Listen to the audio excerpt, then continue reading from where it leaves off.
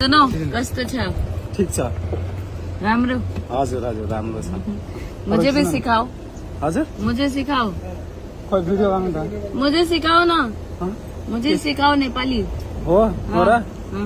नेपाल तपाईँ एकचोटि झर्नु न नहीं यहाँ से ही केही हुँदैन कि हामी यहाँ हैं? झर्नु न नहीं मुझे सिखाओ ना नेपाली नेपाल सिकाउने तपाईँको नाम के हो तपाईको नाम हजुर तपाईको नाम के हो मेरो नाम सुरेन्द्र मुखिया हो मेरो नाम अक्षरा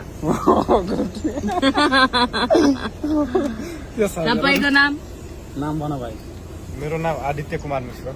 हेलो मेरो नाम मनोज सतारा यादव तपाई सर सर श्रीराम खतिवड़ा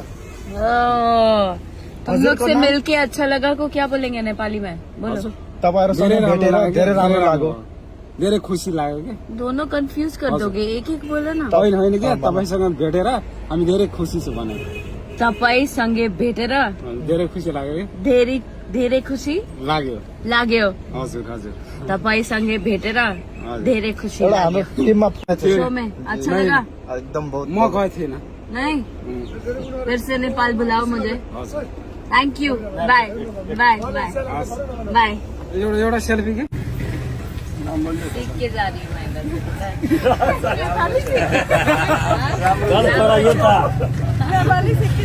हाँ तपाई को नाम बताइए मुसाफिर हूँ यारो ना घर है ना ठिकाना